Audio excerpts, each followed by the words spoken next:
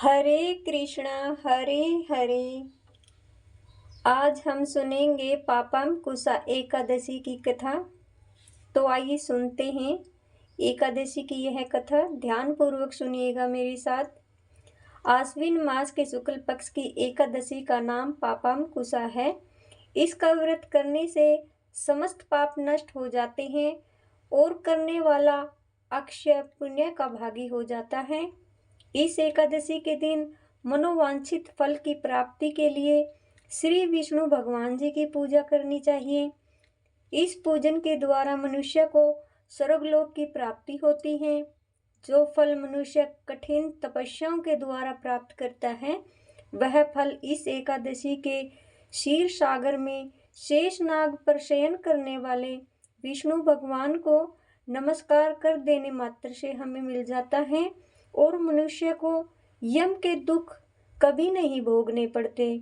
जो विष्णु भगवान शिव जी की निंदा करते हैं, वे नरक को जाते हैं। 1000 अश्वमेध और 100 राजसूय यज्ञ का फल इस एकादशी के फल से 16वें हिस्से के बराबर भी नहीं होता।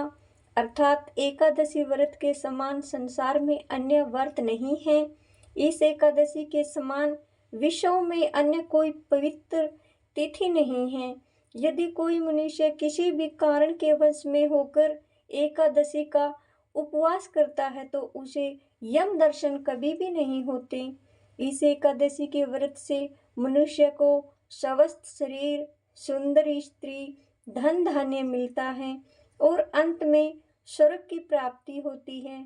जो मनुष्य इस एकादशी का व्रत करते हैं, उनके मातृपक्ष के 10 पुरुष, पितृपक्ष के 10 पुरुष और स्त्री पक्ष के 10 पुरुष विष्णु का भेष धारण करके तथा सुंदर आभूषणों से युक्त होकर विष्णु लोक को जाते हैं।